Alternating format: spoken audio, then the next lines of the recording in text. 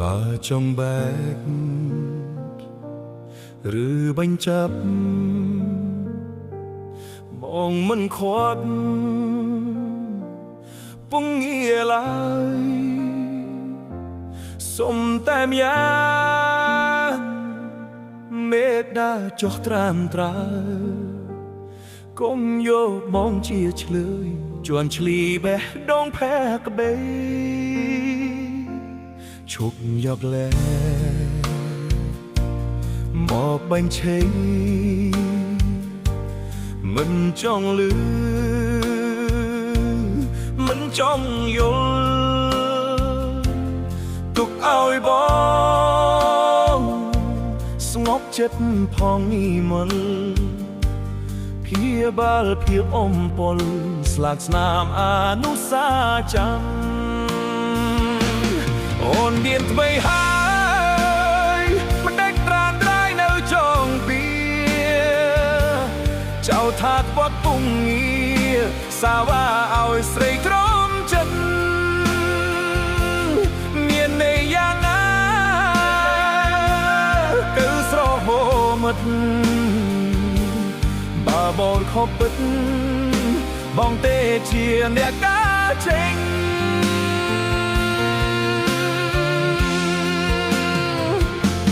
ឈប់មីឈប់រងឹកបានគិតរត់តើផ្សាររឿងហួហើយបំភ្លេចចុះជីវ៉ាបំសុខចិត្តក្រំគ្រាទទួលកំហុសគ្រប់យ៉ាង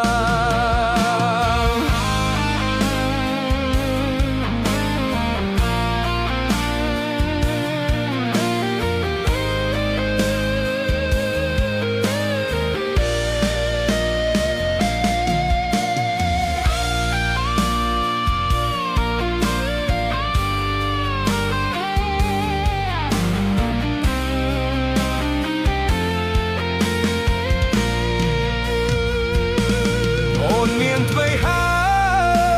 យមិនដេកត្រាត្រៃនៅចុងពីចៅថាក្បត់ពុំងារសាវ៉ាឲ្យស្រីក្រំចិត្តមានន័យយ៉ាងណាទៅស្រវមិតតាបងខំពិតបងទេជាអ្នកដា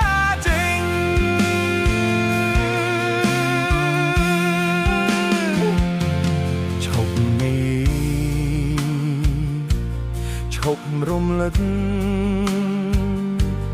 បានគិតរឹកទៅផ្សាររឿងហួហើយបំភ្លេចចុះជីវ៉ាបងសុខចិនក្រុមគ្រាទទួលកំហុសក្រុមយ៉ាង